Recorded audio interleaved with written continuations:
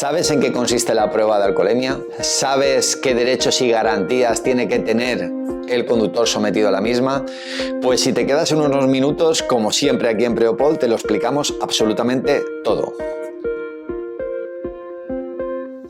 Hola, soy Iván Felipe, soy el coordinador de la Academia de Preparación de Oposiciones Preopol y bueno, hoy vamos a abordar un vídeo específico en el cual vamos a explicar en qué consiste la prueba de alcoholemia y qué garantías y derechos tiene que tener el sometido a la misma. Lo primero que tenemos que tener claro es quiénes pueden realizar la prueba de alcoholemia. En el ámbito de lo que es el casco urbano, la competencia exclusiva de tráfico la tiene la policía local. Por lo tanto, si te tienen que realizar una prueba de alcoholemia en casco urbano, en una ciudad, serán los encargados, los agentes de la autoridad, encargados en la vigilancia del tráfico, que en este caso es la policía local. En cambio, si hablamos de una vía interurbana, es decir, una carretera, una autopista, alguna vía que conecte poblaciones, la competencia exclusiva es de la Guardia Civil de Tráfico. Por lo tanto, los agentes encargados de la vigilancia del tráfico, los agentes de la autoridad encargados de la vigilancia del tráfico en vías interurbanas es la Guardia Civil y serán ellos los que realizarán la prueba. Por lo tanto, ciudades, casco urbano, policía local, vías interurbanas, carreteras, Guardia Civil. La siguiente cuestión es cómo se realiza la prueba, mediante qué aparato. Tenemos que distinguir entre dos. Uno que es simplemente de muestrario, que son los etilómetros digitales, los etilómetros de muestrario, que son con los que se realizan la criba en los controles de alcoholemia. Son estos etilómetros pequeñitos que nos sirven para hacer un cribado y saber qué conductores pueden ir bebidos o con influencia de alcohol y por lo tanto podemos hacer una especie de filtro para someter a aquellos que den positivo a la prueba real. ¿Con qué se realiza la prueba real? Con un etilómetro evidencial. Estos etilómetros evidenciales es porque están homologados por el Instituto de Metrología y presentan un informe técnico en el cual garantizan que la prueba es correcta, es decir, que ese etilómetro, que ese aparato está debidamente verificado y cumple todos los requisitos para realizar la prueba con las mayores garantías posibles. ¿Cómo son los etilómetros evidenciales? Antiguamente principalmente estaban en las furgonetas, en los coches y eran una especie de caja así cuadrada grande. Estos son los antiguos y llamaba mucho la atención porque luego salen unos tickets. Ahora, hoy en día es todo más moderno y tenemos unos etilómetros evidenciales portátiles con una impresora portátil y hace que salgan los tickets, que luego comentaremos la importancia de los mismos para juntarlos con la prueba. Bueno, pues si tenemos un conductor que ya en esa prueba de cribado ha dado positivo o presenta síntomas y tenemos que someterlo a la prueba, vamos a ver qué nos dice la normativa o cómo lo podemos desarrollar para realizar la prueba correctamente. Lo primero es decir que el artículo 20 al 26 del Reglamento General de Circulación nos viene regulado, nos viene tipificado en qué consiste la prueba de alcoholemia, tasas, derechos, garantías, etc. También es verdad que hay que hacer referencia al artículo 14 de la Ley de Seguridad Vial, en el cual también vienen reflejados ciertas cuestiones en lo relativo a la práctica de la prueba. Pero bueno, aquí vamos a hacer un resumen general con el fin de que quede claro y didáctico cómo practicar la prueba si yo soy un policía que la tengo que realizar o bueno, si soy un ciudadano que tiene que saber en qué consiste la prueba. Lo primero que tenemos que saber es que la prueba, si da positivo en la primera prueba ya con el etilómetro evidencial, tendremos que obligatoriamente volver a soplar con un tiempo mínimo entre prueba y prueba de 10 minutos. Esa prueba normalmente consta de 2 soplidos continuos, uno y luego otro, y lo que hace el aparato es emitir una media de la tasa arrojada y saldrá un ticket. El procedimiento es igual para realizar la prueba, ya sea el resultado final irnos a una denuncia administrativa o a una infracción penal y por lo tanto tener que instruir diligencias. Como bien he dicho, tiene que mediar 10 minutos entre prueba y prueba y por lo tanto esto tenemos que garantizárselo al sometido, enseñándoles o mostrándoles el reloj y también en los propios tickets que sale la hora tendremos que observar que hay mínimo 10 minutos entre prueba y prueba para garantizar sus derechos, los derechos del sometido.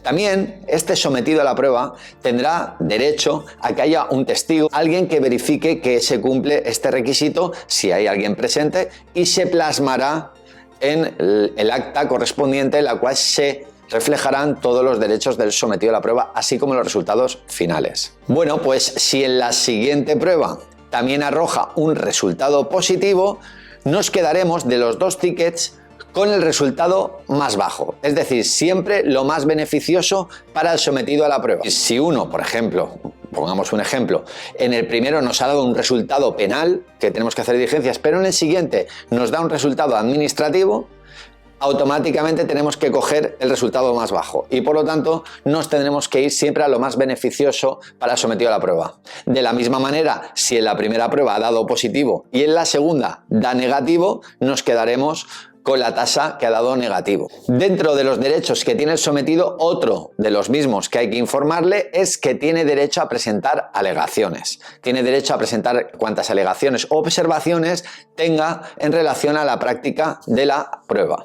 Y luego, por último, tenemos que informarle que tiene derecho a una prueba de contraste si arrojara un resultado positivo. Esta prueba de contraste sí que es verdad que en el Reglamento General de Circulación habla de orina, de sangre o de saliva, pero no, si nos vamos a la Ley de Seguridad Vial nos deja bien claro que el sometido tiene que ser mediante una prueba de contraste de sangre. ¿Cómo se realizaría esto si el sometido la quisiera realizar? Pues se le tendría que trasladar a un centro sanitario en el cual extraerían la sangre y esa sangre tendría que someterse a un análisis con el fin de ver qué tasa arroja de alcohol en sangre. Tiene que quedar claro que el interesado, en este caso el sometido, tendría que abonar inicialmente lo que es el coste de la prueba y si luego, cuando realizaran la analítica, vieran que no ha sido un resultado positivo, o sea, es decir, la tasa, la concentración de alcohol en sangre no es una tasa positiva, se le devolvería el dinero. Pero ojo, insisto, primero tiene que abonar el dinero el interesado.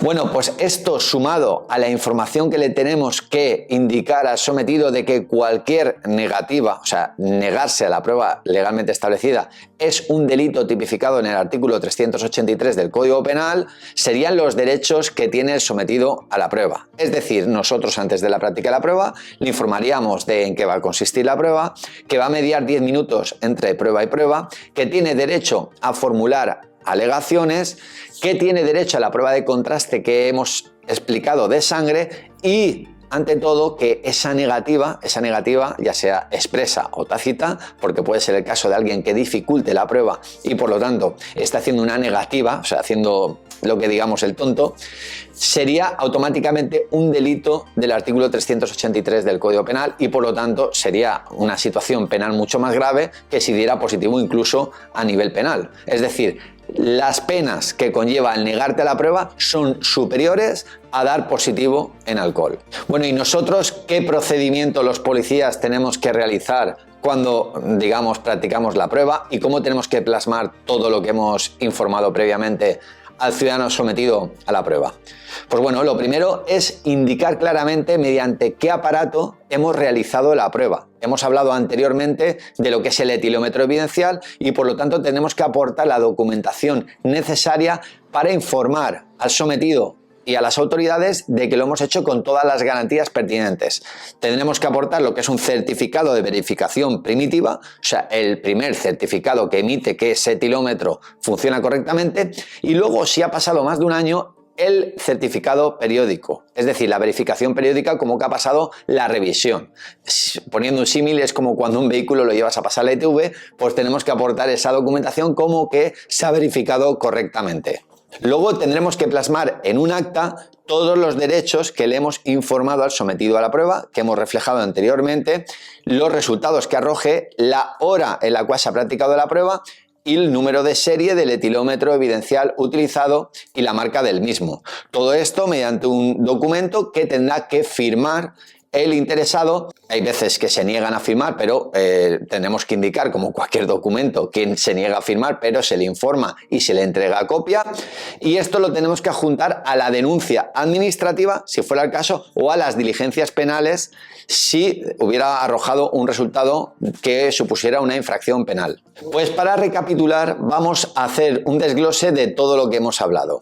Cuando un conductor tiene síntomas de haber consumido alcohol o en un cribado, en un etilómetro digital, ha arrojado una tasa positiva, tendrá que realizar la prueba de alcoholemia. La prueba de alcoholemia consistirá en 2 pruebas y tendrá que mediar 10 minutos entre prueba y prueba.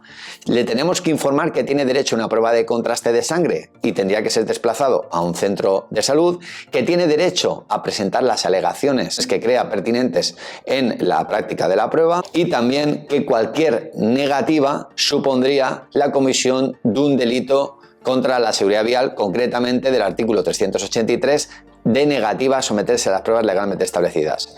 Que todo esto se plasmará en un acta que tendrá que firmar, si hubiera sido también el caso de que hubiera habido un testigo o un acompañante que hubiera verificado por parte del conductor que se cumplen todos estos derechos. Si no, simplemente lo firmarán los agentes de autoridad y el conductor sometido a la prueba, porque a veces un conductor puede ir solo. Luego, posteriormente, se redactará el boletín de denuncia y el acta correspondiente en la que se reflejarán todos los datos que hemos comentado anteriormente, el etilómetro evidencial utilizado, el número de registro, las tasas arrojadas, las horas, y se pondrá junto con los 2 tickets pegados en una hoja, junto con la denuncia, junto con la acta, junto con la verificación primitiva del etilómetro y la verificación periódica si fuera un etilómetro de más de un año. Y con esto tendríamos absolutamente todos los documentos en qué consiste la prueba de alcoholemia. Como cuestiones importantes, recordar que siempre nos quedaremos con la tasa más beneficiosa para el sometido a la prueba de alcoholemia. Por último, reflejar que tanto en la normativa del Reglamento General de Circulación como en el artículo 104 de la Ley de Seguridad Vial nos indica que una persona que haya dado positivo en alcoholemia se le tiene que inmovilizar, o se le puede, en este caso, inmovilizar el vehículo en la vía pública. Sí que es verdad que si no hubiera un lugar habilitado para poder realizar esa inmovilización, podríamos retirarlo de la vía e inmovilizarlo en el depósito municipal. Pero bueno, es una de las cuestiones que tenemos que tener en cuenta, de que ese conductor no tiene que seguir conduciendo. Bueno, y con esto finalizo lo que es la explicación de qué consiste la prueba de alcoholemia. Y nada, solo pediros que si os ha gustado, que le deis a like o suscribáis al canal de Preopol y compartáis este vídeo con el fin de darle la mayor difusión posible. Sí que es verdad que en las clases específicas de Preopol abordamos más lo que es el articulado y desarrollamos más lo que es la práctica de la prueba, pero creo que ha quedado bien reflejado cuáles son las cuestiones esenciales de la práctica de la prueba de alcoholemia.